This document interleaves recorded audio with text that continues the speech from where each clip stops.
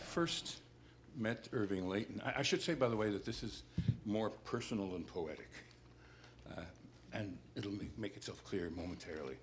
I first met Irving Layton when we were both teaching at Herzliya High School, and this has got to be a long time ago.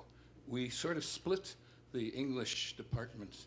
I had half the students, half the classes, and so did he. He didn't last as long as I did. I was there for about 8 years, but he may have been there before, but he left sort of in a cloud of something or other within a couple of years. There were stories. They said that one of the main reasons was he tried to start a union. And this was not the kind of school that would have had it at that time. I remember he also wanted the teachers to have pensions, and we didn't have pensions. I remember the head of the board, when I asked when we're going to have pensions, he said, "Pensions? That's what you have children for." Now, the first year I met Irving, he walked in the hall, and he always called me Asher, by the way. I don't think he ever knew my first name. And he said, "Asher, this is my new book. Here, from me, I'm autographing it." I was delighted. I took it home. The second year, I guess maybe our friendship was not as strong, because he said, "Asher, here's my new book. I'll sell it to you at cost price." The third year, and that was the last year he was there that I was there, he said nothing, but I said, "Irving, I hear you have a new book out." He said, "Yes, you can buy it at Classics." It doesn't mean our friendship disintegrated like the poetry book story. We met again, and these are just little fleeting things, if I can get them all in 5 minutes. We met again when he and I were both panelists on a television program that was being tried out as a kind of something like Fighting Words, if you remember that. Some people here are old enough to remember that program. And CTV wanted to have its own version of Fighting Words. And so I was there, and he was there, and Gerald Isles, who was the head of the Montreal Zoo — I didn't even know they had a zoo — was there. And one of the questions was, where should sex education be taught?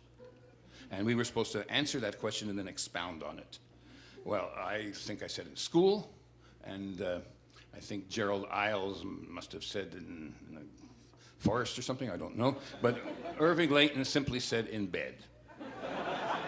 Needless to say, I don't think any of us got the job, and the program never appeared. Many years later, the late Michael Benazon, and whom some of you may remember, and I were working on a book about Montreal writers, and of course Irving was foremost among them. And one of the things we decided to do was we would drive Irving around Montreal, and he would point out, the introduction said that I did these walking tours. Well, this was a driving tour, and Layton was doing the tour. We would drive to the places he would suggest. One of the places we stopped at was on St. Antoine Street, then called Craig, I think, and we went up about 4 floors to a house above what used to be called Russell's Bookstore. And it turned out that that was the place where, as Irving said to the rather surprised people who answered the door, because it was now a private home again, that was the place where he had published, I think it was First Statement, if I've got the name correctly, back in the 40s.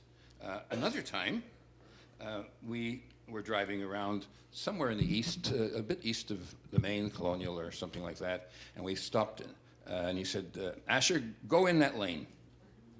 So we drove in that lane, and it was somebody's private lane. And he said, "Asher, climb up the fire escape to the 3rd floor." Which I did. He said, "Now look out, what do you see?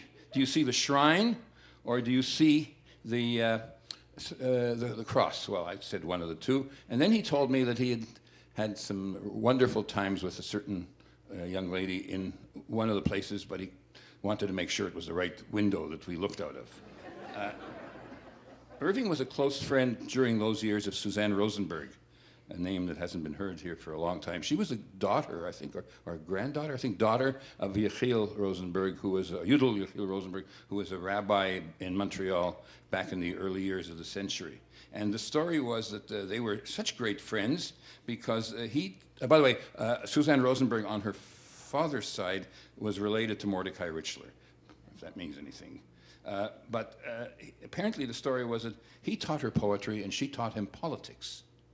Whether she was the one who instilled some of the things people have been saying, I don't know, but she was a red diaper baby who would come across with her parents to set up a communist cell on Colonial Street from Russia. Now, all during that time, we kept stopping for smoked meat sandwiches at Schwartz's, which Irving ate in the back of the car. See, I'm sorry, they're not very artistic memories that I have, but they're fun for me to get them back out again. One of the last times we met was in the house that Irving had on Monkland Avenue, right at the very west end of Monkland, almost next door to Monsieur Hot Dog. I'm very geographic when I make these comments. And he was gracious enough to have give us a chance to interview him. We interviewed him for about 2 hours, but it wasn't an interview that was quite relevant to what we're doing here, because it was mostly about what we wanted from him was his memories of World War II. And I remember one word he said. I asked him what he was doing when World War II began, and he said, I was palpating myself. I still never figured out what that word meant, but only a poet like Layton would use that so wonderfully. There were 2 evenings in honor of Layton, and they've been mentioned, one at the Centaur Theatre, which I attended and was in a small way involved in, and one at the Temple Emmanuel. At one of the 2, he was introduced and had a little difficulty getting up the stairs, and he had a book of poems with pages in there that he was going to read. He dropped the book, if anybody remembers that evening, and the papers, bookmarks scattered all over the floor. Anybody else would have given up at that time, but not Irving. As people helped him pick up the papers, he says, it doesn't really matter. All my poems are magnificent.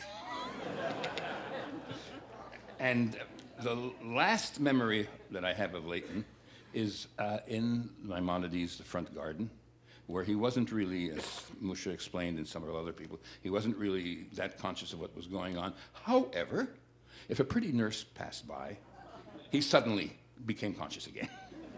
And on that note, I'm going to end with what I think, I want to indulge myself with at least one poem, but it's very short, it's only 3 lines long. It's a kind of X-rated haiku that Irving wrote at one point. It's called Misunderstanding, and I'm sure most of you know it. I don't need the notes. Misunderstanding. The way she moved when I placed my hand upon her thigh, I knew her devotion to literature was not perfect. Thank you.